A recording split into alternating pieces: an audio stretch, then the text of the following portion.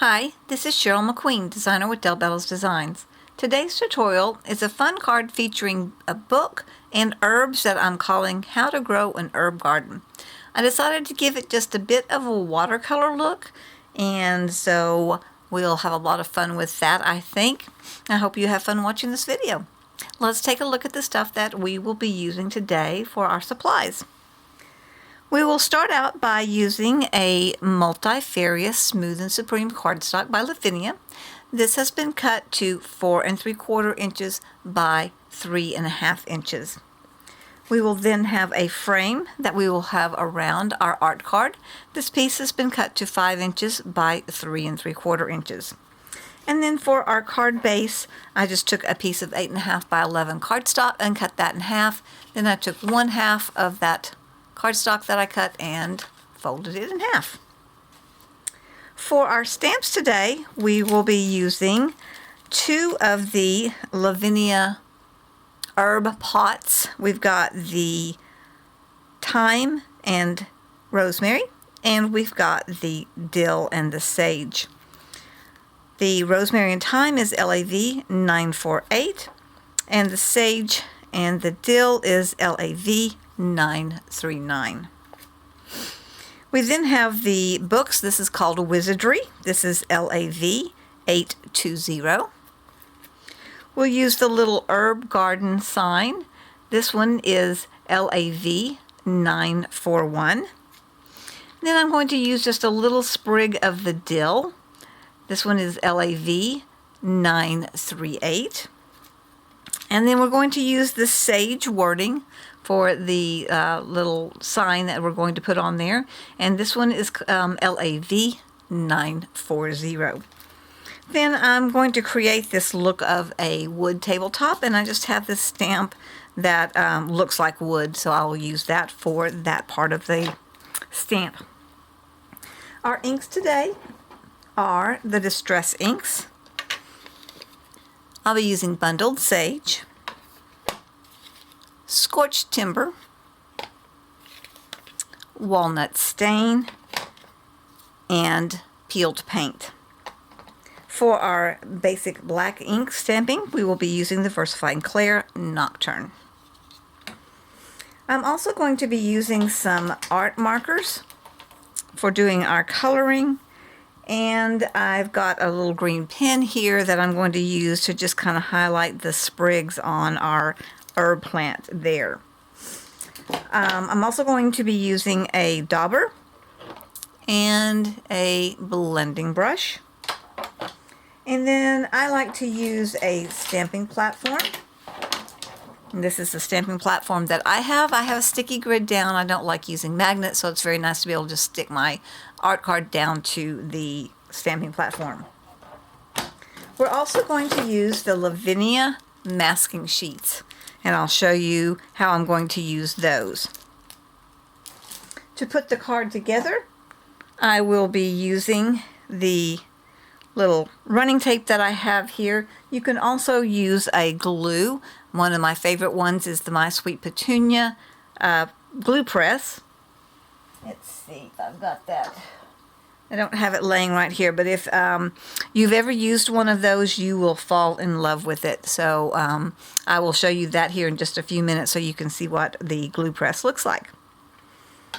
All right, so let's get started working on our project. Okay, to get started working on our project, we are going to go ahead and start out with the stamping platform. So I'm going to pull that out, and then I'm going to take my art card piece and I'm going to put it down on the stamping platform. Oops, knocking stuff over.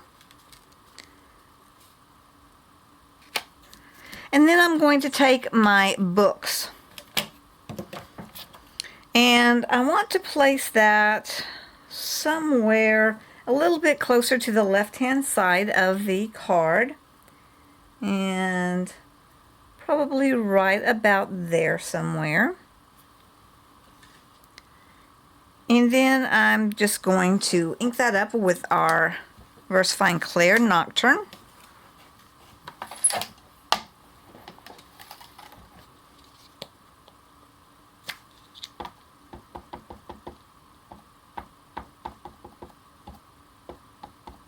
I don't want this one necessarily to be very super heavily inked because I would like for the colors that we're going to use to show up when we start doing our coloring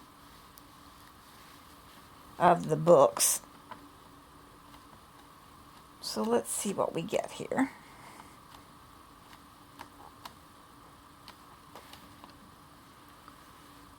All right, that's a very nice impression.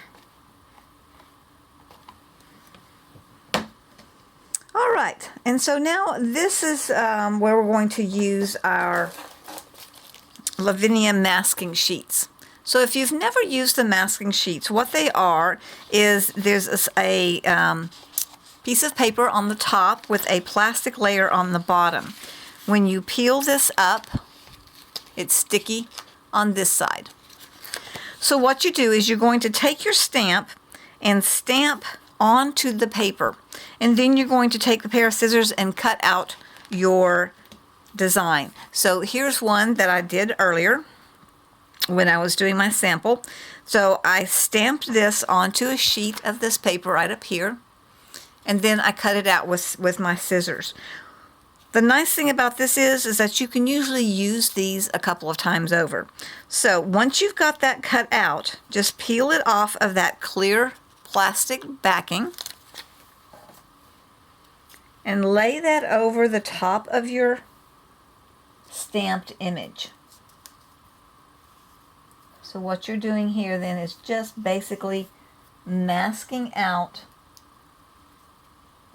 that image. So the work that we do on top of it will make it look like everything is in the background and not in front of the books. So what I'm going to do is I'm going to take my little piece of the stamp that looks like a wood table.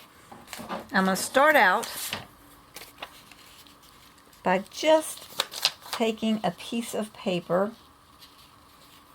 Let's see, that one's not a very good piece. Let's use this one. And we're just going to kind of run it where we would like for the edge of the table to be. So I'll just lay that down.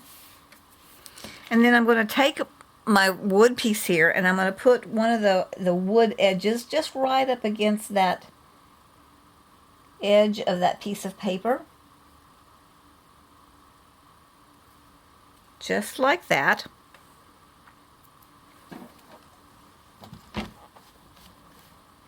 Press that down. Now this particular stamp is a little bit thinner than most of the clear ones, so I have to be a little bit careful with that. Make sure it stays on. I may actually even put just a slight little piece of tape on it, just so I don't lose my placement. Let's see, grab a piece of tape here.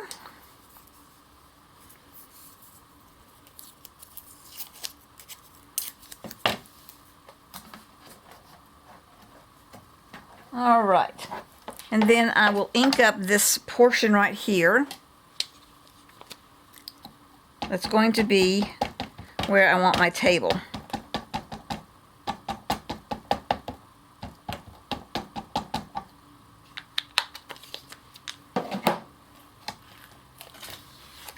So I'll close that up.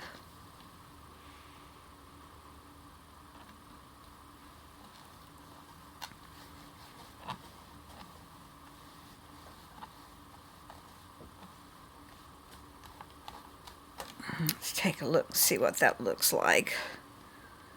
Press down a little bit harder on that. Like I said, this particular stamp is an old one that I had, and so it's a little bit thinner, so I have to really press down. You can also, if you don't have a stamp that creates a tabletop look, you can always just use your stamps and color in the color around, or you can draw in the lines using a ruler and a pencil to get your planks for your table.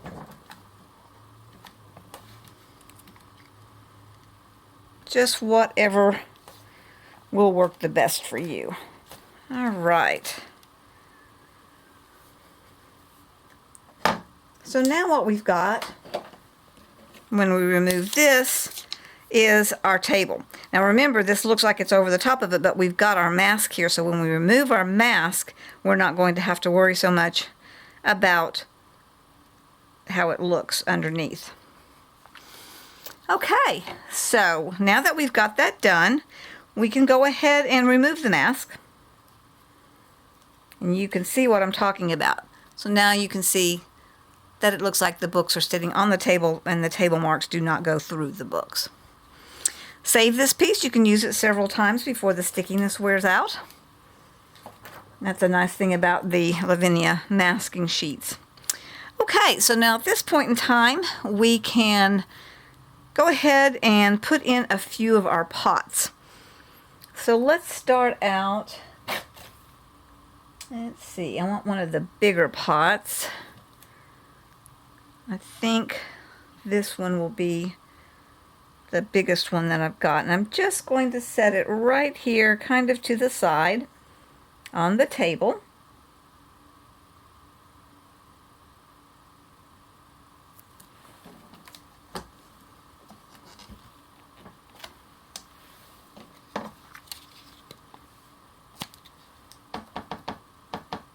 And then once I get this one stamped up, I'll go ahead and put a pot on the top and then one kind of over here to the side, kind of going off the edge of the card.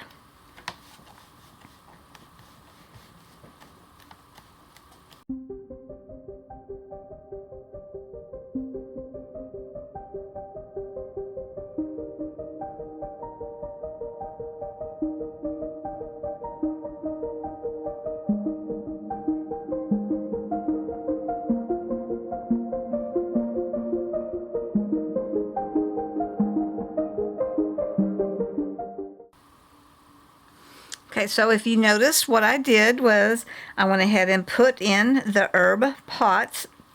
For the one on the book, I placed a piece of paper to kind of block off the bottom point so that it looked like the pot was sitting just a little bit further back on the book.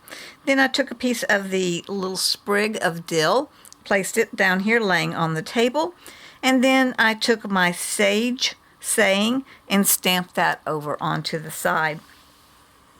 All right, so now I think what we were probably ready to do is just go ahead and remove this from our stamping platform. And oh, you know what? I think I'm going to go ahead before we start coloring. I was going to say, let's go ahead and start doing our coloring. I do want to go ahead and put on this book our little herb garden words. Now, what I'm doing is I'm taking this little herb garden sign. Let's see here. I'll grab that real quick so you can see it a little bit better. So I've got the herb garden sign. What I want is I want the word herb garden to be on the book, like it's the title of the book. So again, I'm going to take just a little scrap piece of paper, and I'm just going to kind of lay it there against the edge so that the stick part of our little herb garden sign doesn't show. Then I'm going to just line the word herb garden up in my book here, so it kind of looks like it's the title on the spine. And then I'm going to ink that up. Now, if you would like to, you can remove some of the ink, but because of the way the book looks, you really don't have to do that. You can just press down, and even though it's got shading around the edges, that actually looks like it's part of the book spine. So now I've got the word herb garden for the title of my book on to the spine. So now we can go ahead and remove this from our stamping platform. Set that aside for now, and we will start working on adding our color. Now, I kind of wanted to do the watercolor look. I'm going to set this aside. By the way, This is something I've started doing recently, is putting my stamps onto some kind of a plastic piece so that I don't lose them. I'm very, very bad about just setting them on my desk and then losing them. So that's something I've started doing recently with that. So as you can see here, I've kind of got a watercolor look. So that's what we're going to do to our card here.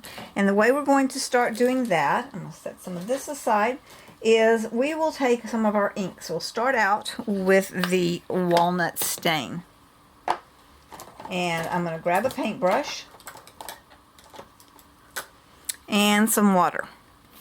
So what we're going to do is put a little bit of this ink down. Nope, yep, there we go. That's the walnut stain. Then we're going to spritz a little bit of water. Take our paintbrush, dip it in there, pick up a little ink, a little bit of water, and then just start flowing it along in strokes. So it doesn't have to be solidly all across. You can have lighter areas and darker areas. And just brush it back and forth. And this will give us a nice wood look.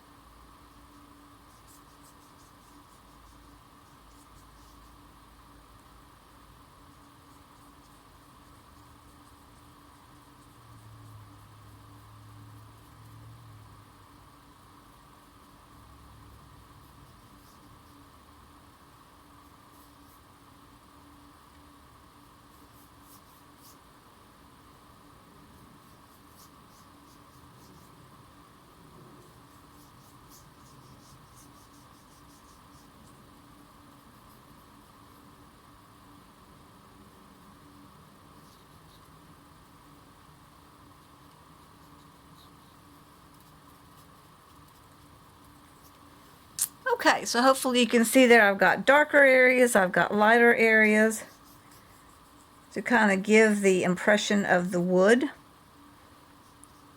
To get some of the darker areas, just don't use quite as much water. And then you just leave a few little white areas in there to just kind of give it a little bit of texture. All right, so once we're done with that one, we'll go ahead and clean up our work area. Wipe up our ink.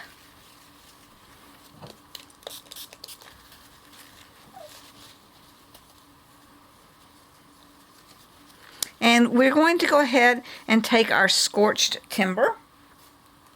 And with the scorched timber, what we want to do is just add a little bit of shadowing.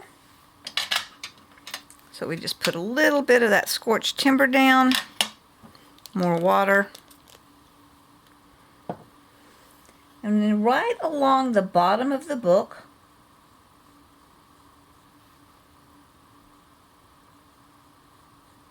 just add some shadow.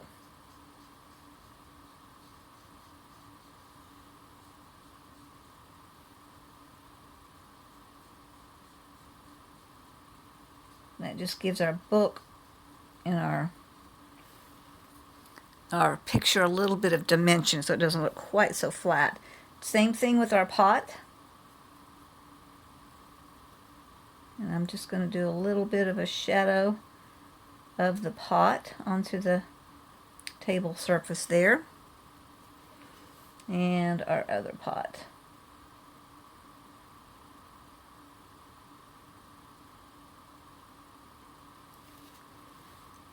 Okay. That gives us that little bit more touch of reality there. All right, we'll clean up our surface here. And then I'm going to go ahead and clean my brush just a little bit since we're going to now go to our bundled sage. So we don't really want to have too much of that brown left on our paintbrush.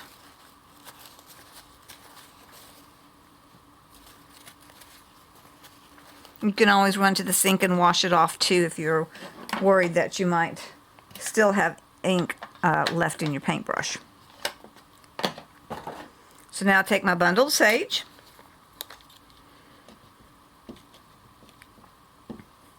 put some of that ink down, and we're going to repeat the same process, and I'm going to paint in the wall part of the setup here behind the table.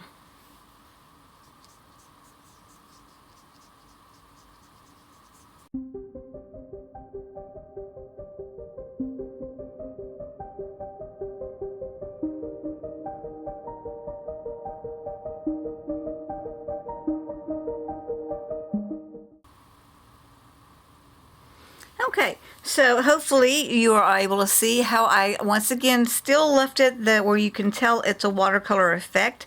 I just stroked back and forth with the bundled sage to kind of just paint that background and give it that unique look. Now, in order to kind of make it a little more cohesive, I like to go ahead and take a blending brush with the bundled sage and just lightly run it over that area. It's not real dark. The bundled sage is a very light color.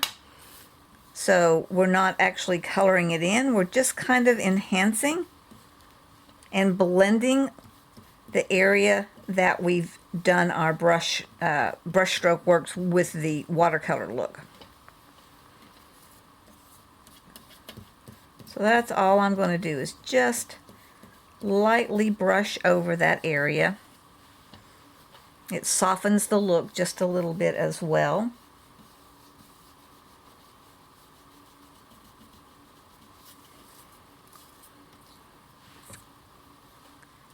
Makes it look really nice and like it all belongs together instead of just being little streaks. So hopefully you can see kind of how that looks. So now we're at the point where we are ready to go ahead and color in our pots and our books. You can use whatever you like with that. You can continue doing the painting process, or you can use color pencils. I like to use my art markers. They work fairly quickly and I have such a nice variety of colors. So this is what I'm going to use to color in my books and my pots. Now, one thing I think I will also do, I will probably go back here in just a moment and get like an antique linen or something and go ahead and brush that over the ends where the paper is, just to give it a little bit of an antique-y look. So we'll do that in just a few minutes. But now we're going to go ahead and work on coloring in our pots and our books.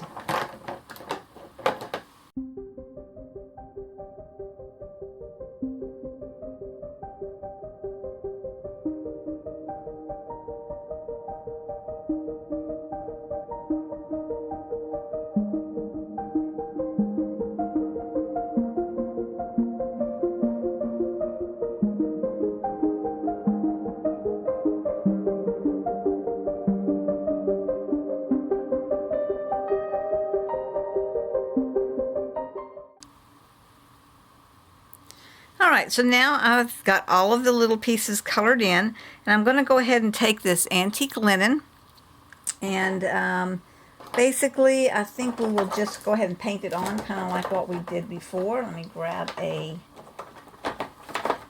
brush here. So I've just got a little bit smaller brush than what I used before.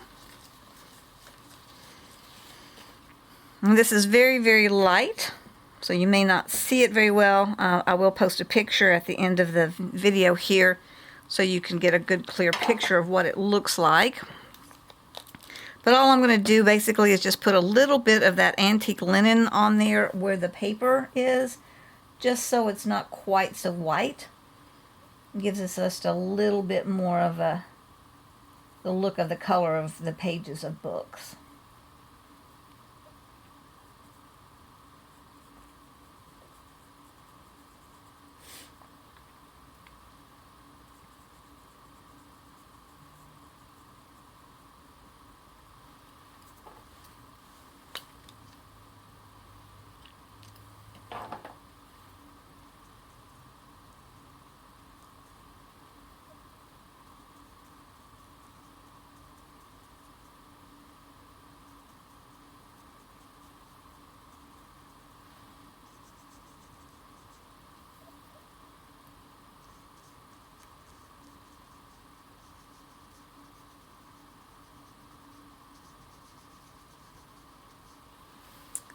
Okay, so that just tones down that white color just a little bit. Now I want to go ahead and go back in with my green ink pen that I have and just get a little bit of color into my sprigs up here on my dill. And all I'm doing is basically just going right where the lines are already creating the dill sprigs.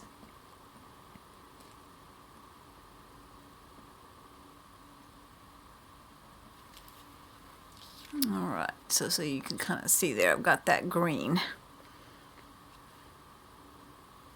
And I think I'll go ahead and do it on our little sprig piece down here as well.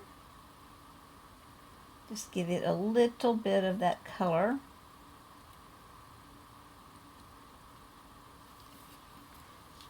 There we go. Alright, and now the final part before we put our card together is we're going to take our peeled paint and a little dauber.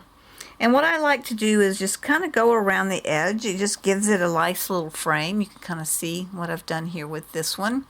Gives it just a little bit of a frame that draws your eye kind of towards the center of the card. Kind of get your eyes focused on the actual action in the card. And I just like the kind of the frame look.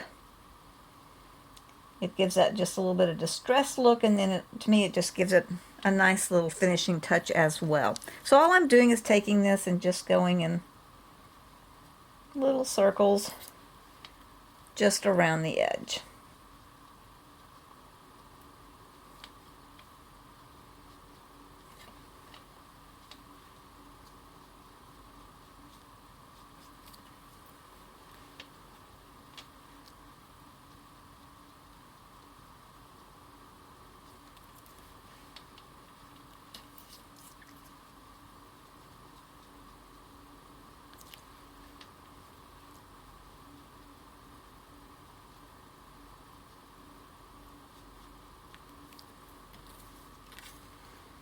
Alright, so that just kind of gives us a nice finish.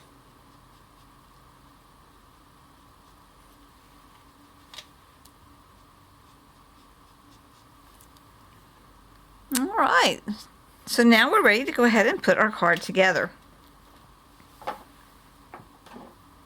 So with that, I am going to take my adhesive running tape, and then like I talked about before, I've got this My Sweet Petunia glue press that is really fantastic. It's got this really nice fine tip end, so if you ever need to do anything that's just really tiny, I don't even know if I can show you that, so tiny, you just get a very little bit of glue, and so this is a really great glue gun.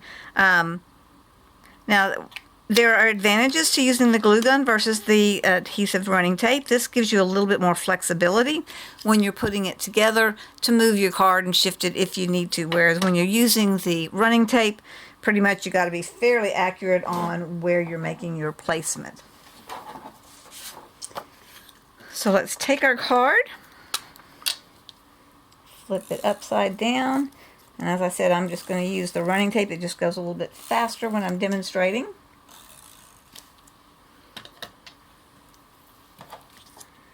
And then I'm just going to center this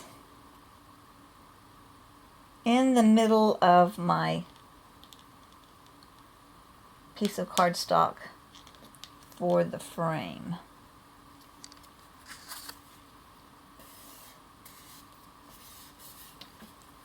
Alright, got that down, and then we will get our base, that card that we've got.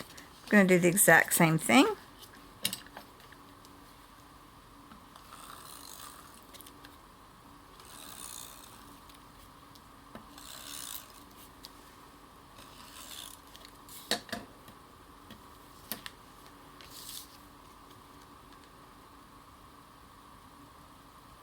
Lay that in the center of our card.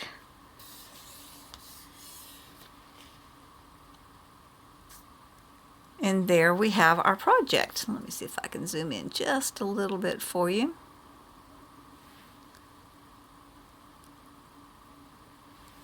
Thank you so much for watching my video tutorial today. This was a fun little card that would really be great to give to a gardener or someone who likes to read. So have fun with this. Play with the watercolor effects that you can get. And I hope that you enjoyed watching this tutorial today. Be sure to remember to check out more tutorials on the design team page at delbellosdesigns.com. And also look for the Lavinia Spectacular Seasonal Sale tab for some great sale prices on other Lavinia stamps. Have a great day.